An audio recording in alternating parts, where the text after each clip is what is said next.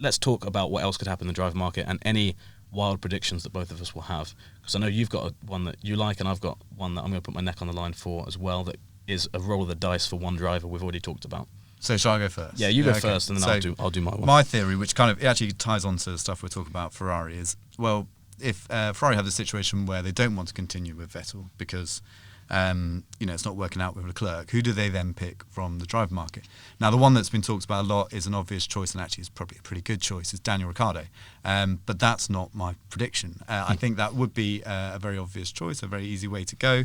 But Ricciardo, I think, for all the smiles you get on TV and all of that kind of stuff, is a very fierce competitor underneath. And 100%. Realistically, you might end up with another situation like the Vettel-Leclerc situation, where you've got a kind of mismatch of drivers where, again, one is maybe a long-term contract, Ricciardo maybe not, some problems there. The one driver who consistently has proven that he can compete at a decent level, maybe not the highest level, but a decent level, and isn't about to disrupt the boat and chuck all the toys out of the pram, and really what Ferrari need more than anything right now is a period of stability. That driver is Valtteri Bottas.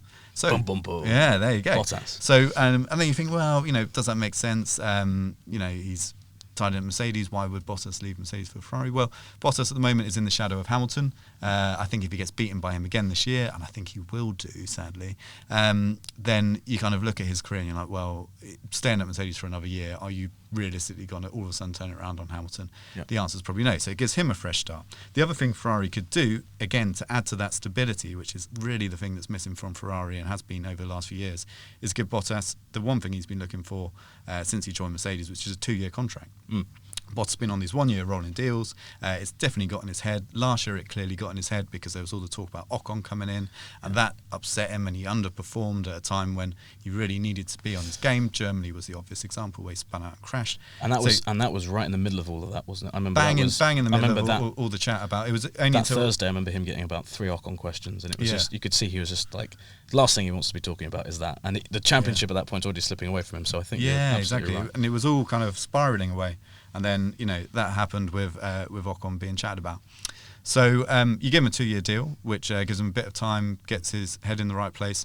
He's not going to disrupt the team. He may be very quick, and he may show up Leclerc. That's down to opinions and stuff like that.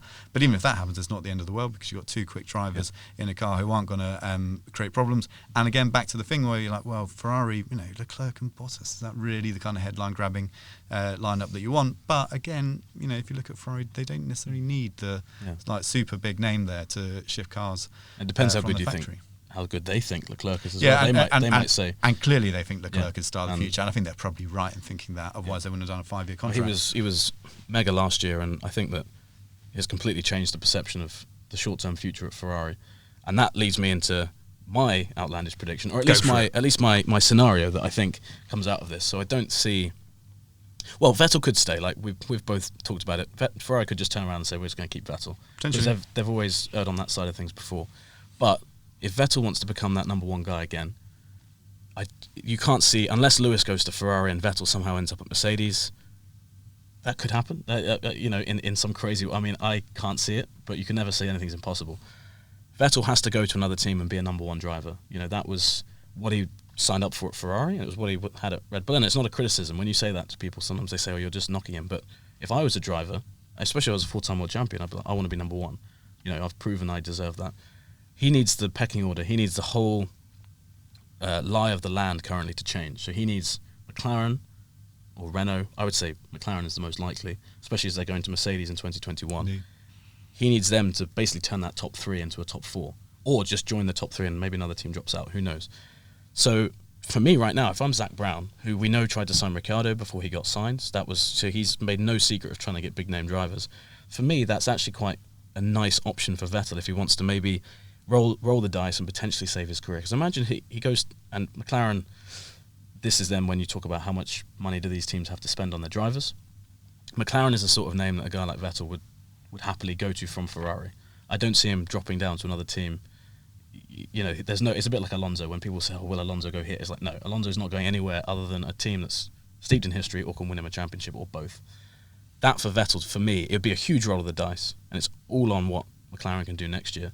But it would make a really nice scenario where Vettel goes to a McLaren team, start afresh, and actually, I think maybe rediscover some of his old pace. Because if you had 4 teams in the mix and Vettel was the head of one of them that isn't the current 3 right now, I think that'd be a really great storyline to go into in the new season, and it'd be a great way for McLaren to keep this really impressive rebuild they've got going on. You've got Andreas Seidl in there now, who gets on very well with Vettel, is clearly taking that team in the right direction. I think Zach Brown's been able to hand a lot of it off now, and it's running in a much better way. So my outlandish prediction would be that Vettel sees the writing on the wall at Ferrari. Maybe they go with the Laurence plan with Bottas. Maybe they go with my plan would be Daniel Ricciardo to partner Leclerc, and Vettel goes, okay, well, I'm going to take a risk here.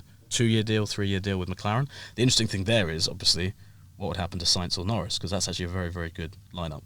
But that's why I'm putting my neck on the line. I think that might happen. It could be a last chance for him to win a championship, because right now, unfortunately, because I've always rated Vettel, I've always thought at his peak in his dominant era was so high. I don't think even Hamilton's been consistently higher, but Vettel in 2013 was probably as good as we've ever seen in this era, since Schumacher, one driver performed. So maybe McLaren could be where he revives himself, but maybe I've just talked myself into a really wild prediction there. But I don't know. What do you think? I think if you look at Vettel's options outside of Ferrari, it's actually quite a sensible one, and it gives him that kind of get out of saying, well, I'm going to a big name team, I'm still a big name driver. Yep. I mean, there's some argument over when McLaren still are, but the history is there at least. And then if it doesn't work out, you can turn around and say, well, the team didn't quite get it together. Yeah. A bit like the end of Schumacher's career, Schumacher being his great hero. Well, Alonso was able went to do to the same Mercedes, at and and at least he gave it a try, right? And and the writing was on the wall at Ferrari. So